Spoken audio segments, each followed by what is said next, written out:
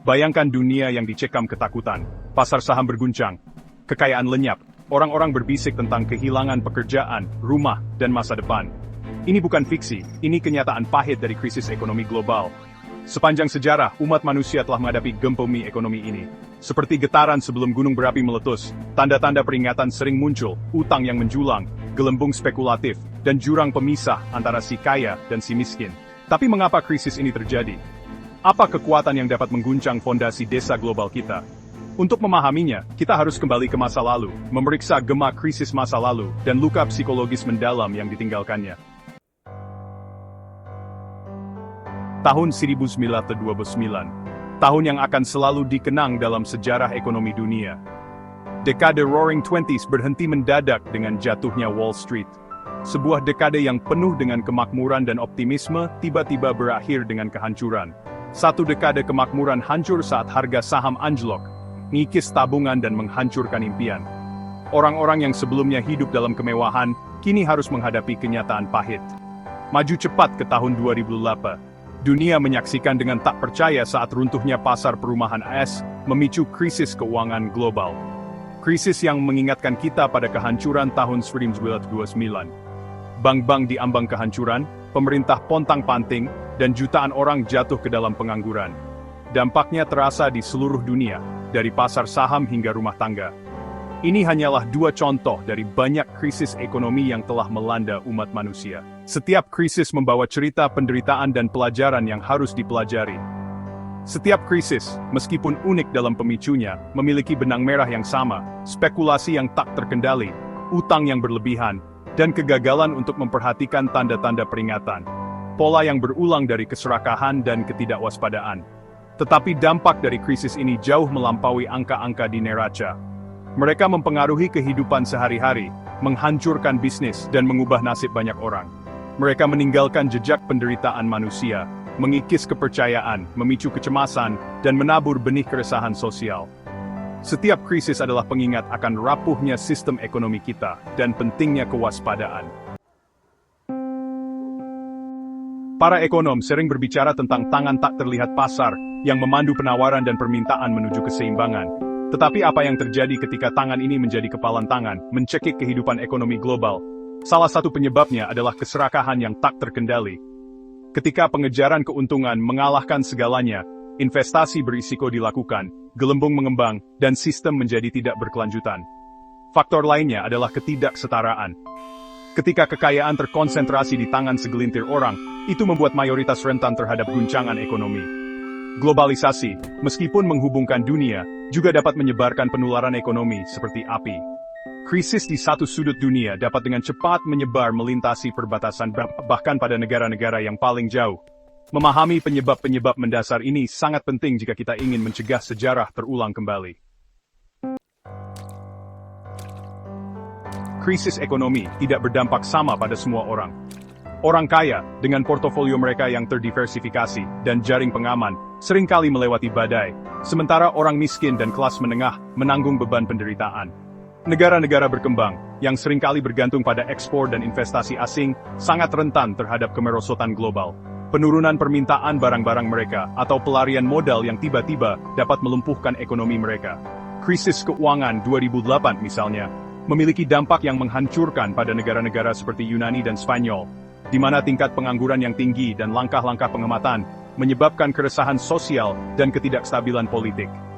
Perbedaan ini menyoroti perlunya sistem ekonomi global yang lebih adil dan merata, yang melindungi yang rentan dan memastikan bahwa manfaat pertumbuhan dibagi secara lebih merata. Bagian 5. Luka di jiwa. Beban psikologis krisis ekonomi sering diabaikan.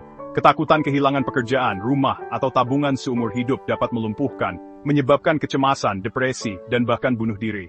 Keluarga tercerai-berai karena pencari nafkah terpaksa bermigrasi untuk mencari pekerjaan. Komunitas hancur karena jaring pengaman sosial diregangkan hingga batasnya. Hilangnya kepercayaan pada lembaga, baik pemerintah maupun keuangan, bisa sangat besar. Orang-orang menjadi kecewa dengan sistem, memicu kemarahan, kebencian, dan rasa putus asa. Luka psikologis ini dapat bertahan lama setelah badai ekonomi berlalu, membentuk perilaku individu dan masyarakat untuk generasi-generasi mendatang. Bagian 6. beban ketidakpastian. Mungkin aspek paling berbahaya dari krisis ekonomi adalah ketidakpastian yang ditimbulkannya. Ketika masa depan tampak suram, orang menjadi enggan mengambil risiko-risiko, menunda keputusan hidup utama seperti memulai keluarga atau membeli rumah. Keraguan ini selanjutnya dapat menghambat pertumbuhan ekonomi, menciptakan lingkaran setan ketakutan dan stagnasi. Bisnis yang tidak yakin tentang masa depan, menahan investasi dan perekrutan, semakin menekan ekonomi. Periode ketidakpastian yang berkepanjangan setelah krisis 2008 misalnya, menyebabkan hilangnya 1 dekade pertumbuhan ekonomi di banyak belahan dunia. Mengatasi hambatan psikologis ini, memulihkan kepercayaan diri, dan menumbuhkan rasa optimisme, sangat penting untuk pemulihan ekonomi. Bagian 7. Benih ketidakpuasan.